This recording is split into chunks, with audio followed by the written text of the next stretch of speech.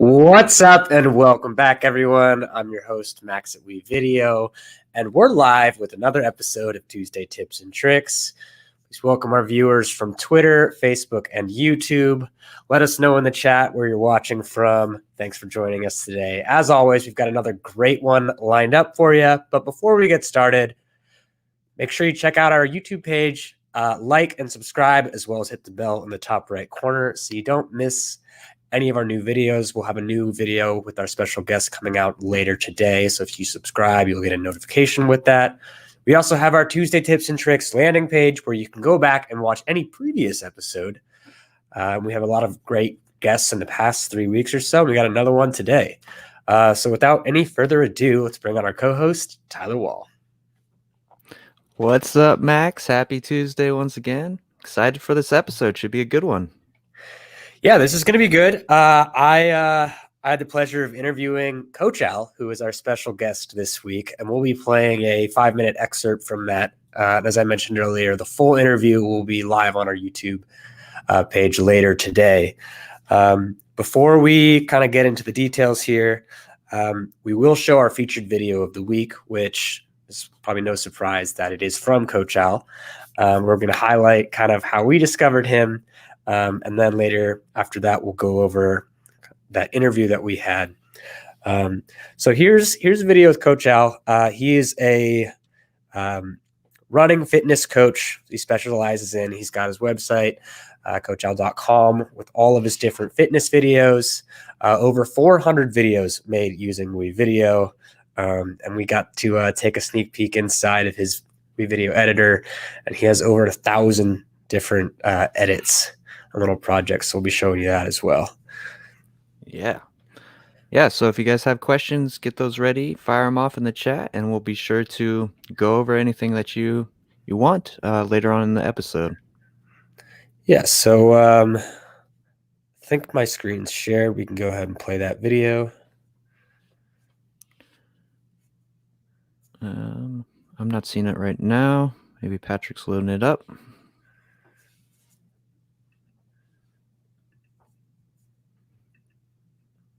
Here we go. All right. Yep, we got something now. Here are some before and after run analysis videos of a 25-year-old male who came to me totally exacerbated at his wit's end after a very long period, in fact, his entire collegiate running career, of chronic injury. These videos are remarkable in how they compare, and they demonstrate what can be accomplished when a runner knows what to do to address injury problems and then gets to work taking care of the issues. It's worthwhile to focus in on a couple of specific areas while we look at these videos. Look at the left and notice the leg. Notice the amount of rotation and collapse to the middle. Yep. This There's is some reflective text of overlay a from very last week's unstable episode. hip and places tremendous stress on the tissues, of course, of the leg, as well as above and below. Now compare that to the right. Notice the improved alignment of the leg. This is much better control of the entire hip. Let's also look at the pelvic girdle itself. Look at the left. See the amount of pelvic drop with each foot strike. Remember, a mile of running is 1,500 one-leg squat jumps. Now look at the right. Much better control of the entire core. A much more stable core and stable hip girdle. We run the way we run from the inside out, not the outside in. This is all the result of movement-oriented work to improve the stability of the core and the stability and strength of the hip girdle. This is where the rubber meets the road if you're a runner. I'm so proud of this young man because he's done the work. He's been relentless in his pursuit of improving how he moves. So if we look at these final images taken from the video, again, a picture is worth 1,000 words. This is incredible, the progress this young man has made. And he's giving himself the opportunity to run for the rest of his life with a very low risk of injury because of this work. Nice little outro here.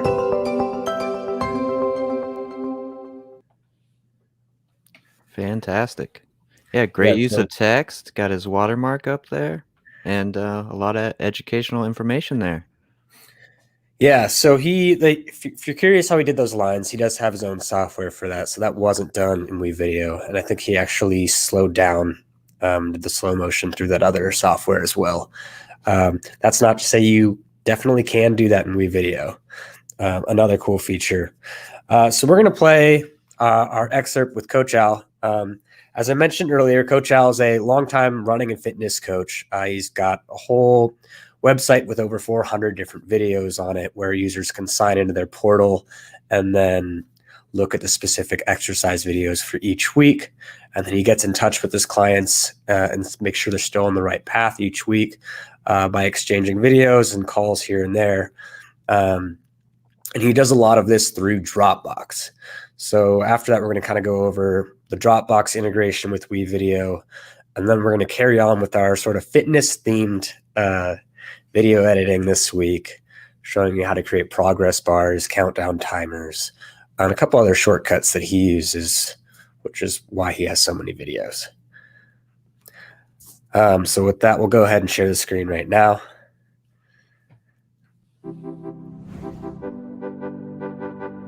When a client signs up, do you find that when you create a video, it's something that can then be used over and over again, or do you find doing a lot of one-off videos specific for each individual? The website, my website and the programs, there are a number of videos that provide and present concepts, philosophy, right? Like there was one I was thinking about because I know at some point we may go and look at some videos, but I did this video, what is, runners, what is core stability and why does it matter?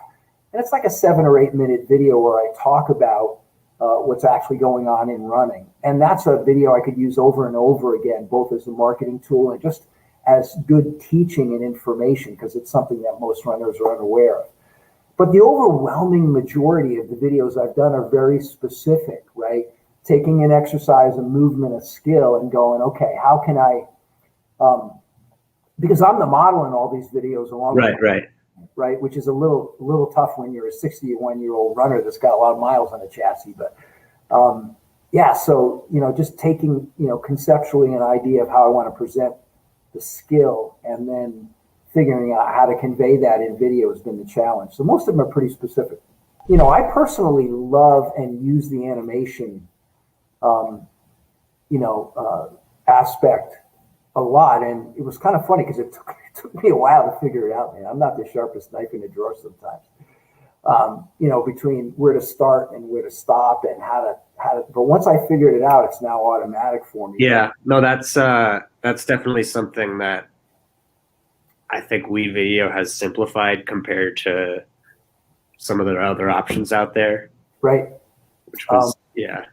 For sure. And I think so I stopped sharing there. I don't know if that's cool, but there we go. So I love that a lot. Obviously, I love the ability to produce the videos in different, you know, up to 4K, because there are times when I don't need Right. that level of quality. But I also love the ability to produce it at that level of quality when I need it. I mean, there are so many features, man. It's easy to use, yet at the same time does just about everything that I need. And you know, for someone like me who's not a graphics person in any way, shape, or form, having so many of the canned intros that I can just plug and play and modify and edit as I like, just makes it super easy. So it isn't like these videos, you know, take just a few minutes. They still take time to produce. But you've saved me so much in terms of the initial design with a lot of these elements and putting these things together. You know, like you'll see, we go into my folder here, my media. I created. I'm not actually sharing anymore, am I? No, you'll just have to hit that button again at the bottom. Let's do this. If it's worth it. So over here, I've got all of these folders that I've created for the different programs and different stuff I've worked on. But one of them is, you know, intros and extros for for a lot of the videos, right? And like this is a great example if you can see that. I mean, that's something. The amount of stock media that I have access to. Here's another one that I really like, you know, that I end a lot of my videos with. Is this is stock media right here, or is this? This is all stock media. Oh, great. Yeah, I mean, here's another one. So I've created these little templates that I can plug in at the end of videos and before videos. And you know, here's one that I've typically used for a lot of the videos, you know, as like a really quick 5-second intro, and I'll put some kind of a background into it. Oh, wow. But the stock videos, man, are incredible, you know, and the cost, I think, is so fair when I have access to all of those stock videos. And so many, you know, I'll just think of something I want to create, the image I'm looking for, and then I'll plug into that, you know, into that search function. And just like that, I've got a whole bunch of stuff that I can look at. I favorited a whole bunch of stuff that I go back to. And it's all there. I can't, you know, I don't have to go to another resource. Right. Grab video or audio or images. I haven't had to. And, you know, and that's now, you know, as you see, more than 1,100 edited, you know, edits of, you know, videos. That's astounding. All right, we're back. So definitely encourage everyone to check this interview out as soon as it's up later today. I learned a ton just about running through the video and talking with him, and he's just really inspiring. In addition to creating videos for exercise, he's also an avid musician and has shared a couple of those videos with me as well. Oh, wow. That's awesome. And if you're curious, in that video that he shared where you have the picture-in-picture, both of those videos were shot using an iPhone 8. So I think he borrowed iPhone 8, significant other, and basically was able to do those two different angles. But very, you know, he's proven that you definitely do not need a high-end camera or expensive equipment to put out quality content. No doubt. Yeah, we implore you to check out his YouTube channel and find some of that great content there. Especially now, right? We gotta work out from home, so these types of videos are always helpful for me, at least. Yep. All right, so let's get down to it. So we're gonna start things off with Dropbox. Show that integration there, how easy it is to move videos into WeVideo from Dropbox, as well as the integration that we have, and then we'll get into the editor. Cool. All right. let's hop into WeVideo and we'll go over some of these things that Coach Al broke down for us. So yeah, let's start with integrating Dropbox. I'm not sure if he mentioned this in our short interview, but he definitely utilizes this feature. So let's go ahead and zoom in a little bit so you can see. If you go to your upper right corner and your account settings, this is where you're going to find the ability to connect to a lot of different apps. So the second tab here, connected apps, you can see all these are grayed out. I went ahead and disconnected just for our demo today. So for Dropbox, very, very simple. You're just going to hit connect. It's going to give you this pop-up window. And then if you have a Dropbox account, just go ahead and type in your info.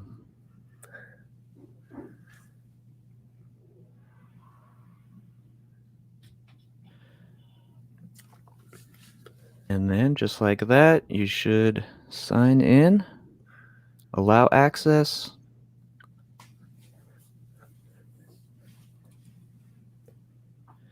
And this icon will become connected. Dropbox is now connected. So that gives us the ability from Dropbox to transfer video clips, audio, images directly to your WeVideo account. So it's very useful workflow to have. You can do similar things with all these different, like Google Drive, for example, is another one you can connect for that same sort of feature.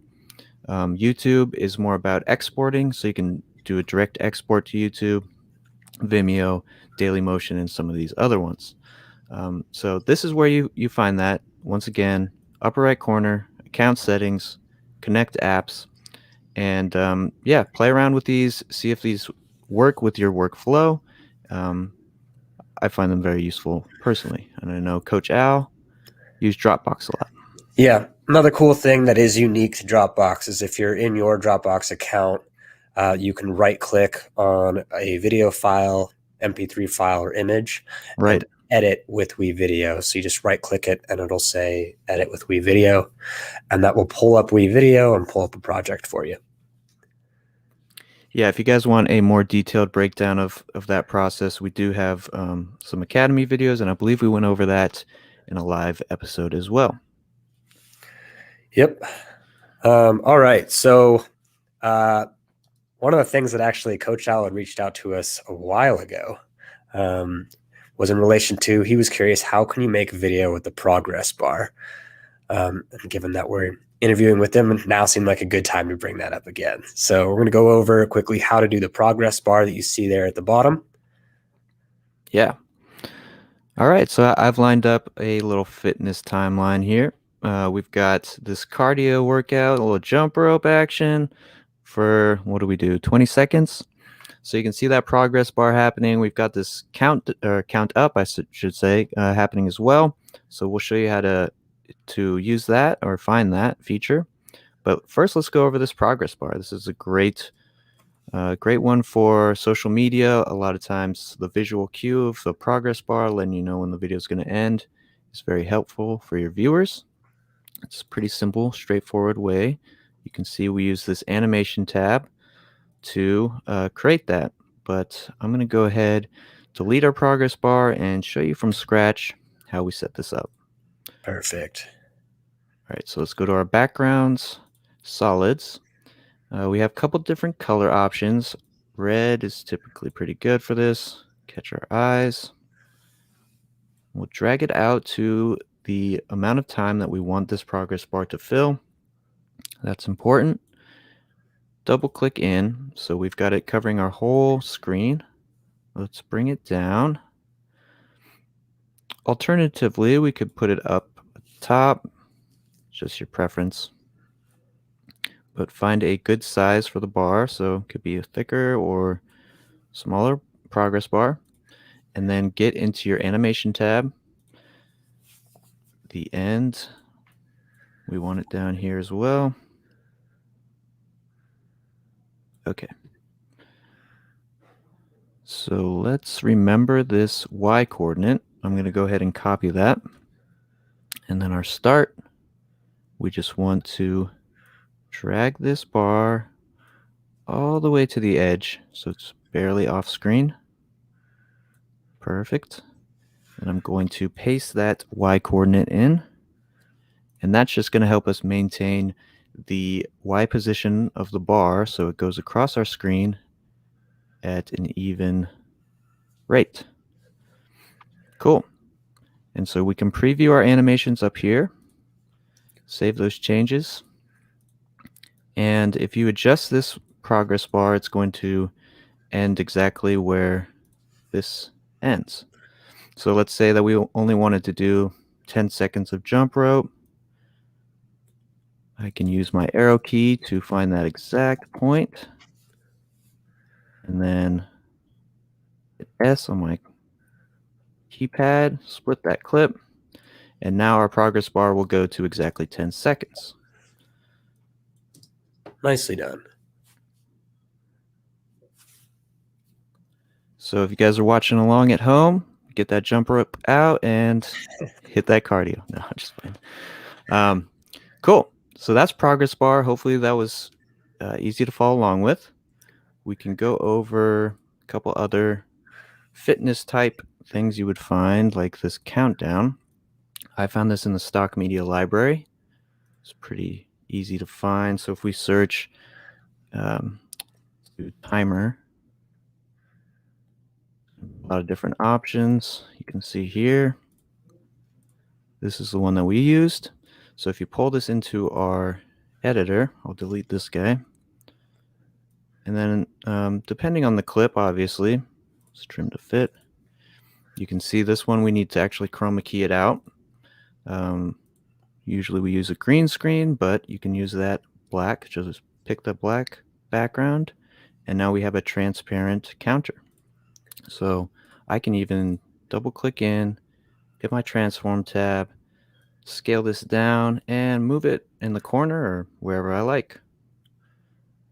So we do have a question that's related to color keying, Tyler. Now probably be a good time to hit that. It's from Jeffy's Beatbox Battles. All right. He asks, can you double color key? Double color key. Okay, Jeffy's, let's see if we can answer your question. So, I mean, we can definitely stack multiple clips that are both color keyed. I'm not sure if that's... I think that's what he means. Okay. Yeah, I mean, we have the ability to add as many different tracks as we want, hitting this plus icon in the left corner here. And then I could stack, you know, hundreds of different color keyed clips. Double click this and key out the white. So you can see I've got two clips that are color keyed. If you're referring to like doing multiple colors, I don't think that's something we can provide. So you get to select one color per clip, if that makes sense. Yeah. Suppose, what you could do is chroma key out a color, export that, and then chroma key it again. Yeah, that's an option. Yeah, so if you wanted to do two keys on one clip, like Max said, we would export this out, flatten it, becomes its own clip, and then within my exports tab in my media, this is something Coach Al mentioned as well for creating intros and outros. You can find your exports tab here. It would show up there, and I could drag it in and key out another section of it. So that's a way to double key the same clip. Hopefully that answers your question. See if he gets back to us, but I think that's what he's looking for.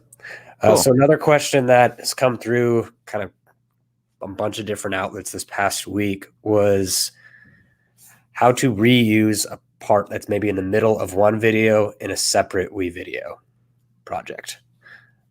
And so I guess there's a way that Coach Al has been doing it in terms of creating kind of the intro outros and then just saving them. Mm-hmm. And that way is basically just dedicating a project to creating it, cutting it to the very end, and then exporting it.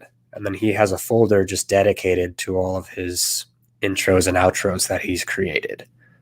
Right. If it's in the middle, what you can do is export it as a full thing, and then drag that whole exported video into a new project, and then just cut the beginning and the end. Yeah, that's a great way to do it. I don't know if we want to show the full process of that, but basically what you would do is hit the finish, export out, and then as I mentioned, in your My Media tab, you have this My Exports folder, and it'll show up there. We can drag that in. Here's a clip from one of our previous movie magic videos. So I have my whole timeline here. If there was a section within that video that I wanted in the middle, I could just cut it and use that little middle section. Yeah, exporting actually opens up a lot of different possibilities for you, especially with animation or yeah, like keying in the case of that question we just got. Yep. Alternatively, what you could do is just duplicate the project you're working on now. Yep. And then delete the beginning and the end. So you just have that middle portion. And now you've got a new project, and you can start adding to it and creating a different type of video. Yeah, or you could even create a template. That's another option too. Cool. So that's actually another good thing to point out. Speaking of templates, Valentine's Day is this Sunday. We just around the came corner out with quite a few different templates. Some are free, some are exclusive to premium accounts, but you can check those out right there. Yep. Yeah, so actually there's a bunch. I think there's 3 different free ones, a couple other premium ones, and they're all available right there at the dashboard. Oh, that one's yeah, there's quite a few. Yep. Awesome. So there was one other thing that I didn't think we should show that Coach Al mentions in his interview, and that is how to color correct any specific clip. So yeah, he did bring that up, right? Yeah, I think at one point had invested in trying to get as much natural light into where he was filming, and then realized that this worked just as well.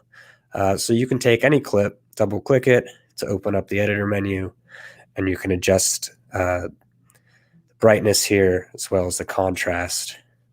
Both will have a significant effect on how visible you are. Yep. Yeah, so this color tab here will allow you to make some adjustments to your clips.